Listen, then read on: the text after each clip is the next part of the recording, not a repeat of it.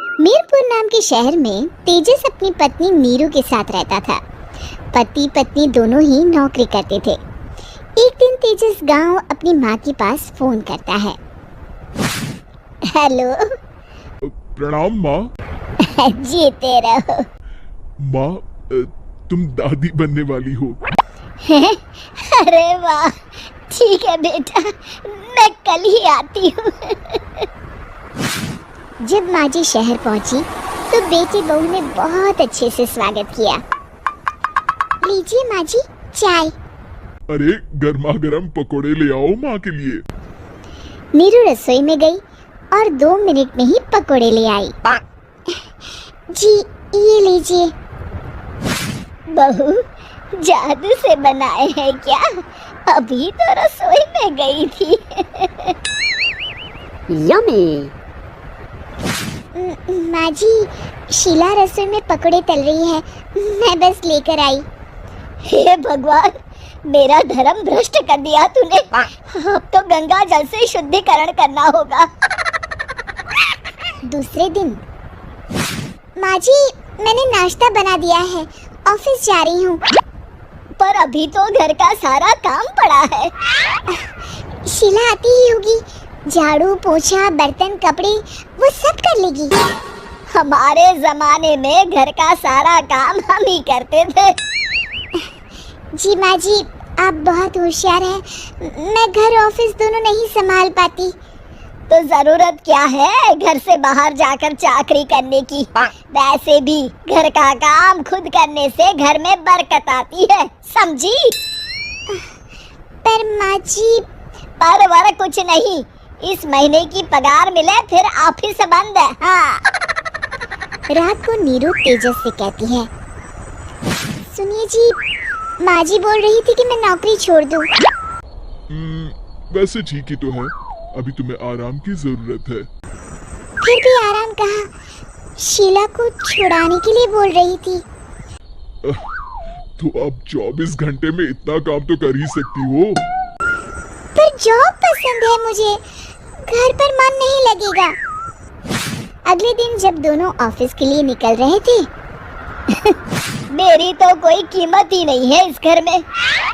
माँ जी, आजकल महंगाई बहुत है, रहन सहन भी बदल गया है, दोनों नौकरी करते हैं तभी ठीक रहता है। अच्छा, तू कहना क्या चाहती है? मेरा बेटा तुझे बिठा के खिला नहीं सकता? तू ही इस घर का खर्च चला रही है, हैं? नहीं माँ जी, मेरा वो मतलब नहीं था। मतलब खूब समझती हूँ, ये बाल धूप में सफेद नहीं किए मैंने। हाँ।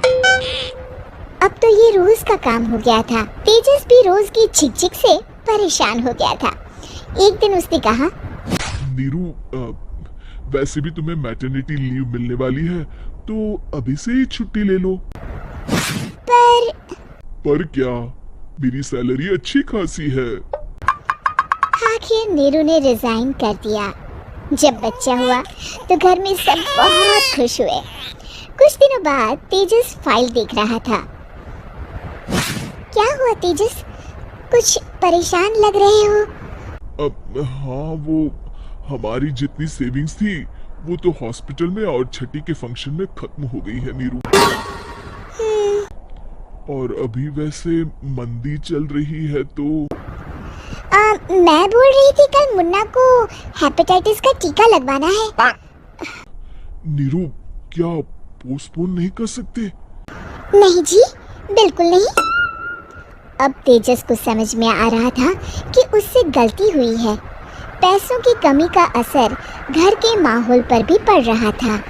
अगले दिन, बेटा मेरा चश्मा और ये दवाइयाँ ले आना, पर्चा देते हुए माँ जी ने कहा। जी।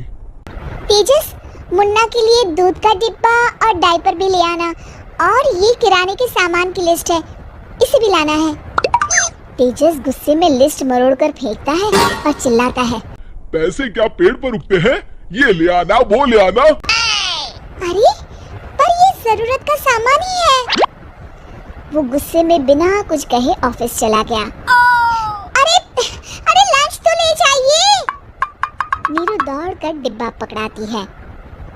एक दिन खाना खाने के बाद नीरू, अब तो मुन्ना कुछ बड़ा हो गया। तो अब तुम वापस ज्वाइन कर लो ना जॉब।